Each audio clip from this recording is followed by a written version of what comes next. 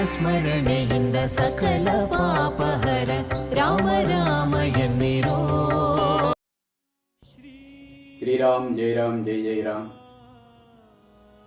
ಅಯೋಧ್ಯೆಯಲ್ಲಿ ಶ್ರೀರಾಮ ಪಟ್ಟಾಭಿಷೇಕ 21 ದಿನಗಳ ಕಥಾ ಮಾಲಿಕೆಯಲ್ಲಿ 18ನೇ ದಿವಸದ ಕಥಾಭಾಗಕ್ಕೆ PhD by DG ಯೂಟ್ಯೂಬ್ ಚಾನಲ್ನ ಎಲ್ಲ ವೀಕ್ಷಕರಿಗೂ ಸ್ವಾಗತ ಸುಸ್ವಾಗತ. ಇಂದು ನಾವು ಶ್ರೀರಾಮನ ಕಥೆಯನ್ನು ಕೇಳಿದರೆ ಮುಂದೆ ಶ್ರೀರಾಮನು ನಮ್ಮ ಕಥೆಯನ್ನು ಕೇಳುತ್ತಾನೆ. ಜೈ ಶ್ರೀರಾಮ್. ವೀಕ್ಷಕರೇ, ಸುಗ್ರೀವ ಮತ್ತು ಶ್ರೀರಾಮ ಅವರ ಸ್ನೇಹವಾಗಿದೆ. ಅದಾದ ನಂತರ ಸುಗ್ರೀವನು ಹೋಗಿ ವಾಲಿಯನ್ನು ಯುದ್ಧಕ್ಕೆ ಕರೆಯುತ್ತಾನೆ. ವಾಲಿ ಮತ್ತು ಸುಗ್ರೀವರ ಯುದ್ಧ ಪ್ರಾರಂಭವಾಗಿದೆ. ಮರೆಯಲ್ಲಿ ನಿಂತಿರತಕ್ಕಂತಹ ಶ್ರೀರಾಮನು ಯಾರಿಗೆ ಬಾಣ ಬಿಡಬೇಕೆಂದು ಗೊತ್ತಾಗುತ್ತಿಲ್ಲ. ಏಕೆಂದರೆ ಇಬ್ಬರು ಕೂಡ ಒಂದೇ ರೀತಿ ಇರುತ್ತಾರೆ. ಹಾಗಾಗಿ ವಾಲಿಯು ಸುಗ್ರೀವನಿಗೆ ಅತಿಯಾಗಿ ಸೋಲಿಸಿ ಆತನಿಗೆ ಹೊಡೆದು ಕಳಿಸುತ್ತಾನೆ. ಬಹಳ ನೋವಿನಿಂದ ಸುಗ್ರೀವನು ಶ್ರೀರಾಮನ ಬಳಿ ನೋವಿನಿಂದ ಹಿಂದಿರುಗುತ್ತಾನೆ.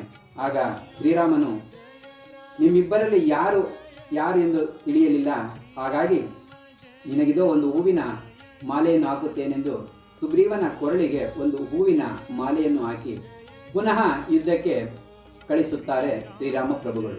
ತದನಂತರ ಸುಗ್ರೀವ ಮತ್ತು ವಾಲಿಯ ಯುದ್ಧ ಪ್ರಾರಂಭವಾಗುತ್ತದೆ.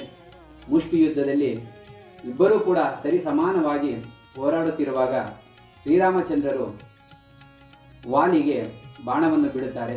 ಶ್ರೀರಾಮಚಂದ್ರನ ಬಾಣದಿಂದ ವಾಲಿಯು ಹತನಾಗುತ್ತಾನೆ. ತದನಂತರ ವಾಲಿಯ ಅಂತ್ಯ ಸಂಸ್ಕಾರಗಳನ್ನು ಮುಗಿಸುವಂತೆ ಸುಗ್ರೀವನಿಗೆ ಶ್ರೀರಾಮದೇವರು ಆಜ್ಞಾಪಿಸುತ್ತಾರೆ. ಅದರಂತೆ ವಾಲಿಯ ಅಂತ್ಯ ಸಂಸ್ಕಾರಗಳೆಲ್ಲ ಮುಗಿದ ನಂತರ ಲಕ್ಷ್ಮಣನನ್ನು ಕಳಿಸಿ ಕಿಷ್ಕಿಂಧೆಯಲ್ಲಿ ಸುಗ್ರೀವನ ಪಟ್ಟಾಭಿಷೇಕ ನೆರವೇರಿಸಲು ಶ್ರೀರಾಮ ಪ್ರಭುಗಳು ಆಜ್ಞೆ ಮಾಡುತ್ತಾರೆ. ಅದರಂತೆ ಕಿಷ್ಕಿಂಧೆಯಲ್ಲಿ ಸುಗ್ರೀವನ ಪಟ್ಟಾಭಿಷೇಕ ಆಗುತ್ತದೆ ಮತ್ತು ವಾಲಿಯ ಮಗನಾದ ಅಂಗದನಿಗೆ ಯುವರಾಜ ಪಟ್ಟವನ್ನು ನೀಡಲಾಗುತ್ತದೆ. ಇದಾದ ನಂತರ ಮಳೆಗಾಲ ಇರುವುದರಿಂದ 4 ತಿಂಗಳ ಕಾಲ ವಾನರರು ಎಲ್ಲಿಯೂ ಕೂಡ ಹುಡುಕಾಟ ಮಾಡಲು ಸಾಧ್ಯವಾಗುವುದಿಲ್ಲವೆಂದು ಅರಿತಂತಹ ಶ್ರೀರಾಮ ಪ್ರಭುಗಳು 4 ತಿಂಗಳ ನಂತರ ಪ್ರಾರಂಭ ಮಾಡೋಣ ಎಂದು ಹೇಳಿ ಗುಹೆಯಲ್ಲಿಯೇ ಶ್ರೀರಾಮ ಮತ್ತು ಲಕ್ಷ್ಮಣರು ದಿನಗಳನ್ನು ಬಹಳ ನೋವಿನಿಂದ ಕಳೆಯುತ್ತಿದ್ದಾರೆ. 4 ತಿಂಗಳ ಕಾಲ ಶ್ರೀರಾಮ ಮತ್ತು ಲಕ್ಷ್ಮಣರು ಗುಹೆಯಲ್ಲಿಯೇ ದಿನಗಳನ್ನು ಕಳೆಯುತ್ತಿದ್ದಾರೆ. ಅವರ ವೇದನೆ ಹೇಳತೀರದು. 4 ತಿಂಗಳ ನಂತರ ಸುಗ್ರೀವ ಮತ್ತು ಕಪಿವೀರರು ಯಾರೂ ಕೂಡ ಬರುವುದಿಲ್ಲ. ಆಗ ಕೋಪಗೊಂಡಂತಹ ಲಕ್ಷ್ಮಣನು ಕಿಷ್ಕಿಂಧೆಗೆ ಹೋಗಿ ಆರ್ಭಟಿಸುತ್ತಾನೆ ಕೋಪದಿಂದ. ಲಕ್ಷ್ಮಣನ ಕೋಪವನ್ನು ಕಂಡಂತಹ ಸುಗ್ರೀವನು ತನ್ನ ಕಪಿವೀರರನ್ನು ಕರೆದುಕೊಂಡು ಎಲ್ಲರೂ ಕೂಡ ರಾಮ ಮತ್ತು ಲಕ್ಷ್ಮಣ ಇದ್ದಂತಹ ಜಾಗಕ್ಕೆ ಬರುತ್ತಾರೆ. ಸುಗ್ರೀವನ ಆಜ್ಞೆಯಂತೆ ಎಲ್ಲ ಕಪಿವೀರರು ಎಲ್ಲ ದಿಕ್ಕುಗಳಿಗೂ ಹೊರಡುತ್ತಾರೆ ಸೀತಾಮಾತೆಯನ್ನು ಹುಡುಕಲು.